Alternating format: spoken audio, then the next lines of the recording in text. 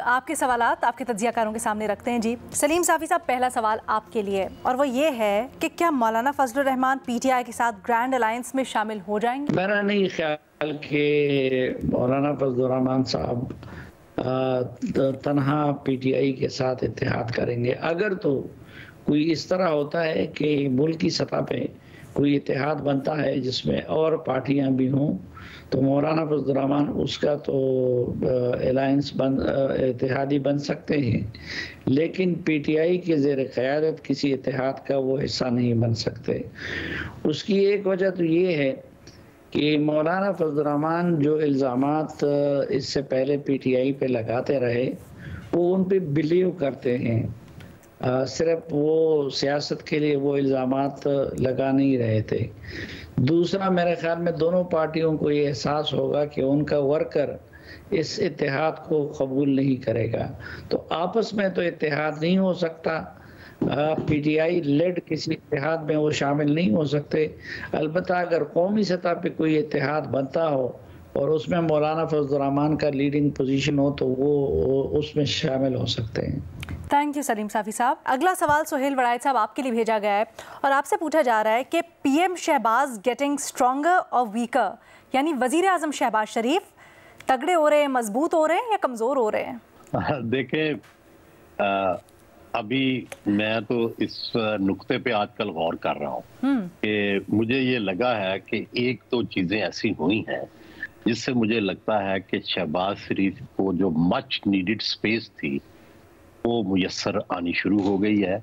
और खासकर के केस में मुझे ये लगा है कि जिस तरीके से नून ने एक नैरेटिव बिल्ड किया है, हालांकि नून का भी बड़ा तल्लुक रहा है। जब मियां शाह लंदन से आ रहे थे तो से मुलाकात करके आए थे मलिक साहब से, तो इसलिए ये अचानक जो इन्होंने ये टर्न लिया है, यू टर्न लिया है, और जबकि इससे पहले हमारे पास बड़ी मजबूत इतलात थी कि के साथ मामलात तय हो रहे थे और बहुत सारी चीजें तय हो चुकी थी।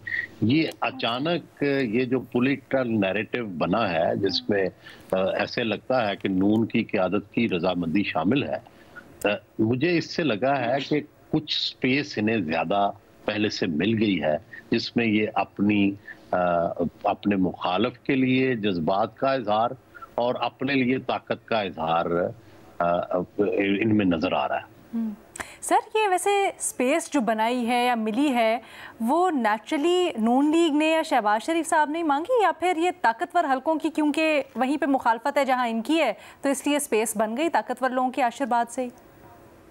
नहीं, वो तो देखें, जब तक सुल्तान राही जिंदा है मुस्तफ़ा कुरैशी भी जिंदा है।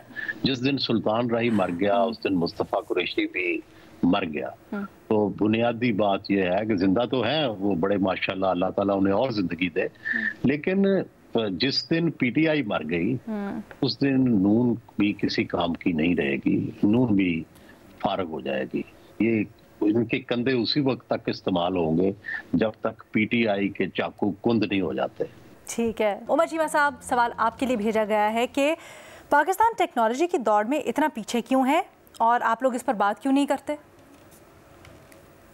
अलीना, मैं तो बात करने को तैयार हूं, बल्कि मेरा आजकल बहुत दिल कर रहा है बात करने को, और उसकी दे दिया मौका हमने आपको फिर। हाँ, उसकी एक वजह जो अभी एक इंटरनेशनल लेवल पर डेवलपमेंट हुई है, चैट जीपीटी, एक उसका एक बहुत शोर था, एक बड़ा इनकलाब आया था मसनूई ज़हानत में, और उसका जवाब जो चाइना ने दिया है, और कोई ऐसा नहीं कि कोई चाइनीज गवर्नमेंट ने दिया है, यानी कि उधर का एक छोटा सा स्टार्टअप कि उन्होंने चैट जीपीटी से ज्यादा बेहतर एक डीप सी के नाम से एक ऐप लेकर आ गए हैं कि जो काम अमेरिका ने $100 मिलियन से किया था, इन्होंने वो 5 यानी कि $50 लाख में कर लिया, जो कि उन्होंने कोई 10 करोड़ से किया था। तो उसकी वजह से अमेरिका का एक तरह से गुरूर खाक में मिल गया है। वो मैं इसलिए बात कर रहा हूं कि अमेरिकन समझते थे कि टेक्नोलॉजी में उनको कोई बीट नहीं कर सकता। चाइना के हवाले से उनका ये ख्याल था कि ये बड़े अच्छे नक्काल हैं कि ये हमारी नकल करके तो सस्ती चीजें बना लेते हैं। लेकिन इस दफा क्या हुआ है कि उन्होंने उनसे बेहतर टेक्नोलॉजी बनाई है और वो इवन जो आईफोन है उसकी ऐप पर टॉप पर जा रही है। चैट जीपीटी इररेलेवेंट हो गई है और ये काम करने के लिए कुछ चिप्स चाहिए होती हैं और उसके लिए कंपनी है एनवीडिया। उसके शेयर यानी पिछले एक दिन में उनके 600 अरब डॉलर का नुकसान हुआ है उन्हें। कि उनकी जो एक डिपेंडेंसी अमेरिका ने उन पर पाबंदियां लगाई हुई थी क्योंकि इसके लिए चिप इस्तेमाल होती है। तो अमेरिका ने कोई 2 साल से पाबंदी लगाई हुई थी कि ये चाइना को हम नहीं देंगे। उन्होंने इसके बगैर वो चीजें अपनी मैनेज की हैं। अब इसमें हमारे लिए सबक क्या है? हमारे लिए सबक ये है कि हमें जो इमर्जिंग टेक्नोलॉजीज हैं हमें उसमें आगे बढ़ना चाहिए। हम जो एक रवायती बिजनेस के तरीके हैं जो दुनिया इस्तेमाल कर चुकी, उससे जो फायदा उठाना था वो भी उठा चुकी। हम लाइन में कहीं 1000वें नंबर पर होंगे। हमें चाहिए कि जो पहले टॉप 10 आ रहे होते हैं हमें उसमें जाना चाहिए कि उधर अपॉर्चुनिटी भी ज्यादा होती है, उधर मार्केट भी ज्यादा होती है। हमें टेक्नोलॉजी में इवन जो आईटी का जो एक रेवोल्यूशन है उसको भी हमने मिस किया। इंडिया हमसे आगे निकल गया अगर मुआवजा किया जाए तो। हमें जो आर्टिफिशियल इंटेलिजेंस है या साइबर टेक्नोलॉजी है इधर हमें कोई अपनी एक नीश डेवलप करनी चाहिए।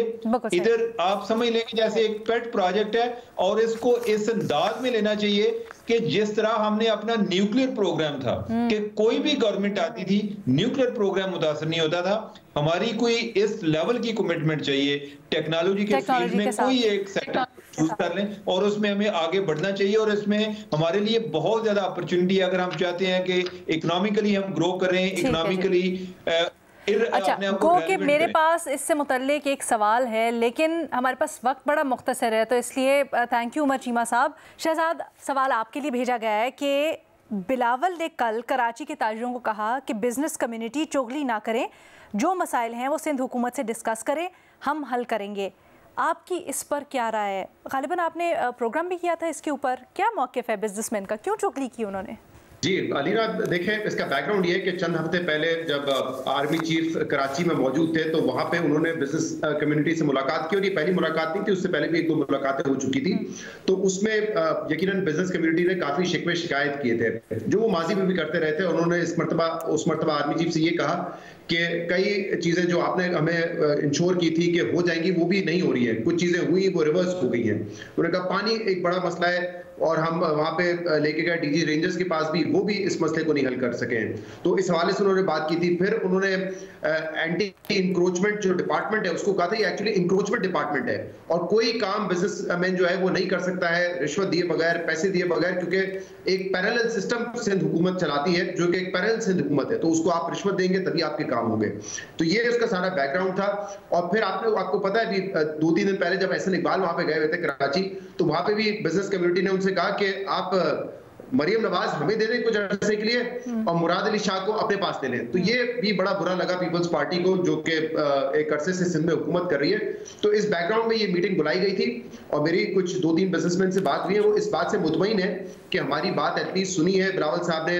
और जहां बिलावल साहब ने एक तो ये कहा कि अगर कोई मसला है तो सिंध हुकूमत जिम्मेदार है, आप चुगली ना करें, हमारे पास आए। वही बिलावल साहब ने एक ये भी इंप्रेशन दिया है कि दूसरे काफी एजेड हो चुके हैं सियासतदान, हम जो है मैं यंग हूं और मैंने ही अभी आगे चलना है, तो आप मुझसे एक राब्ता रखें और आइंदा भी हम आपके मसाइल हल करेंगे। तो 2 चीजों पे बिजनेस कम्युनिटी एक मुतमईन है या इत्मीनान का इजहार कर रही है फौरी तौर पे कि एक तो इंडस्ट्री की जो मिनिस्ट्री है और इंडस्ट्री के जो वजीर हैं उनको अब जिम्मेदारी दी गई है कि आप बिजनेस कम्युनिटी से बात करेंगे, उनसे राब्ते में रहेंगे। दूसरा ये जो एंटी इंक्रोचमेंट डिपार्टमेंट के हवाले से उनकी शिकायत थी तो उसके हवाले से भी उन्होंने कहा कि इस डिपार्टमेंट को खत्म करें और पुलिस या दीगर डिपार्टमेंट जो है वो ये मैटर देखें। तो फिलहाल बिजनेस कम्युनिटी इस बात से खुश है कि चले हमारी मुलाकात हो गई, लेकिन ऑब्वियसली वो ये कह रहे हैं कि हम वेट एंड सी करेंगे कि जो कमिटमेंट हमसे की जा रही है वो पूरी होती है या नहीं होती है। ठीक है जी, बहुत शुक्रिया और आई होप आप लोगों को आपके सवालात के जवाब मिले होंगे। इसी तरह से हमें लिखते रहिए। यूट्यूब के ऊपर जो हमारी एपिसोड अपलोड होती है प्रोग्राम की, उसके नीचे आपने जाना है तज्जियाकारों के लिए सवाल छोड़ने, हम प्रोग्राम का हिस्सा बनाएंगे।